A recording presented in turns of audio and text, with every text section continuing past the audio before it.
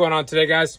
Today I'm going to show you how to install one of our USGI 1030 mag blocks into a USGI 30 round magazine to block it to 10 rounds. We sell these blocks to work in most USGI magazines. The only ones we have found that they won't work in without modification is the USGI OK Industries SureFeed E2 magazines. Otherwise, they'll work in most mags with no modification. If you have an older USGI magazine with one of these older followers, you will have to cut this down. We do have a diagram on our website exactly where to cut it.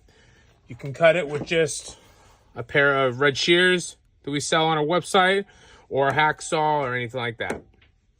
Most modern USGI magazines are going to come with these Magpul anti-tilt followers or something of that nature. Okay, what you're going to do, you're going to take a punch, install it right here where this little hole is. You're going to kind of pull away from the magazine and pick up the little base. You just want to get it over this little part, okay? And slowly pull off the floor plate. Keep your hand over the spring. You will notice that the spring will usually catch on one of these lips, but I always suggest, keeping your thumb there just so it doesn't, come back, hit you in the face or whatever. It's also best to leave the spring in the magazine body too. Just makes it easier to install the block. Then what you're going to do, push the block down. Okay. And then reinstall the floor plate. You want to hear it lock into place. There you go.